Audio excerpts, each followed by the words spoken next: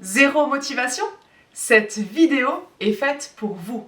Sachez que le manque de motivation concerne tout le monde. Et oui, il n'y a pas une seule personne que je connaisse qui a une motivation comme ça tout le temps, H24, ce n'est tout justement pas possible. Donc détendez-vous et acceptez le fait que justement la motivation ne peut pas être tout le temps au taquet. Et cette vidéo est justement faite pour vous montrer comment faire monter votre niveau de motivation quand ça ne va pas. Parce que la motivation, elle est bien souvent éphémère. On a des niveaux, des pics de motivation en fonction des événements, en fonction de votre humeur, en fonction de l'heure de la journée peut-être et de ce qui s'est passé avant.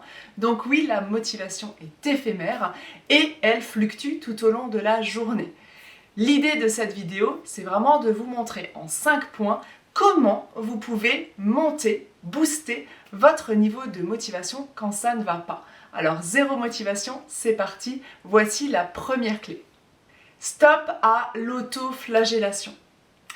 Qui, selon vous, est la personne qui vous traite le plus mal? C'est vous, bien évidemment, parce que je suis sûre que quand vous ruminez, quand vous réfléchissez, quand vous êtes dans votre coin, vous pouvez avoir de temps à autre des pensées extrêmement négatives, voire même dévalorisantes. Ne vous êtes-vous jamais dit « je suis nulle, je suis bête, j'aurais dû faire comme ci ». J'aurais dû faire comme ça. Si c'était un tel qui l'avait fait, ça serait mieux fait. Je n'y arriverai jamais. C'est pas pour moi. Voilà le type de pensées qui peuvent justement amplifier votre manque de motivation et qui influencent forcément votre état d'esprit. La première chose, donc, c'est de veiller à avoir des pensées et bien entendu des paroles bienveillantes et positives. Soyez respectueux envers vous-même, vous le méritez.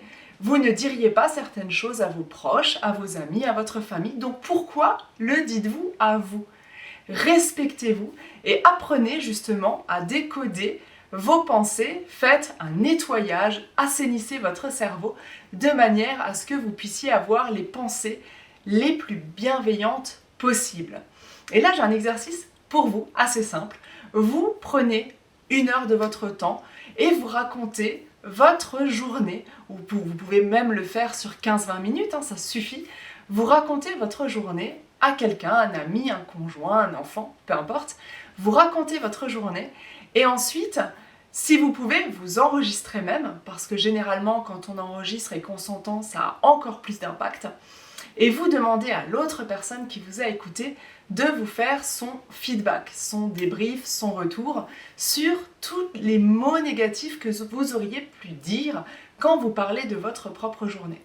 Ça, c'est un exercice facilement applicable, vous pouvez le faire dès maintenant, dès ce soir, et vous allez très vite vous rendre compte que vos propres mots, vos propres paroles peuvent des fois être destructeurs ou destructrices.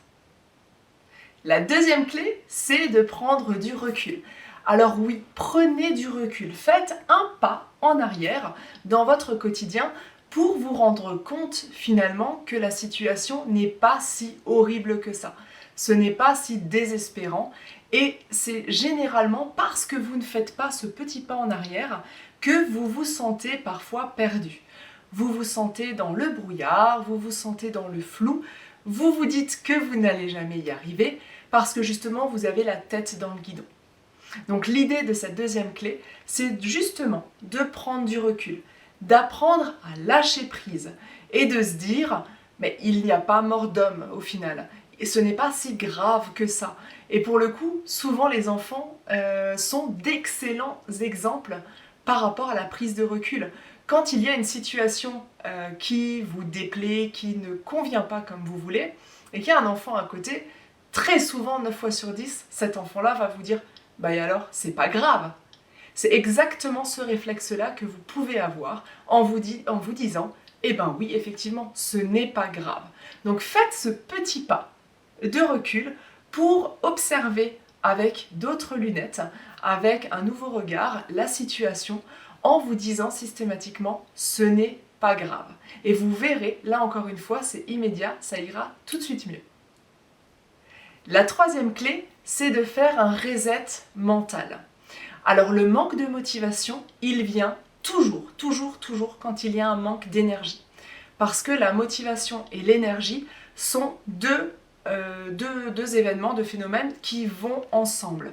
C'est-à-dire, et vous pouvez peut-être même le visualiser dans vos propres cas à vous, dans vos situations, quand vous êtes fatigué, généralement, vous n'êtes pas motivé ou alors vous l'êtes beaucoup moins. Le matin, vous vous réveillez, vous n'avez pas forcément une envie folle d'aller au boulot si vous vous sentez fatigué.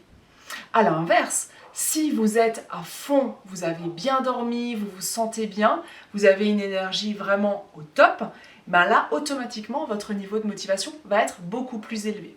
Donc là, il y a déjà une chose fondamentale à retenir, c'est que le niveau de motivation dépend de votre niveau d'énergie. Et donc, ça veut dire que quand vous manquez de motivation, vous manquez potentiellement d'énergie. Et là, faire un reset mental, c'est par exemple de vous dire je m'octroie une journée de congé parce que j'en ai marre, j'en peux plus, j'en ai ras-le-bol, ça ne va plus, j'ai trop de choses à faire. Je m'autorise à prendre une journée, une demi-journée de congé. Je m'autorise à aller au sport si j'ai envie de faire du sport et que ça fait longtemps que j'en ai pas fait. Je m'autorise à aller dans la nature, faire une promenade. Je m'autorise à ne rien faire, si vous avez envie de ne rien faire, tout simplement. À regarder la télé, à lire un livre, peut-être même aller boire un café chez une copine. Finalement, peu importe ce que vous allez faire, c'est pas tant ça ce qui est intéressant, c'est vraiment le sujet de je m'autorise à ne rien faire ou à faire ce que j'ai vraiment envie, ce qui va me procurer du plaisir, de manière à augmenter mon niveau de motivation et donc mon niveau d'énergie.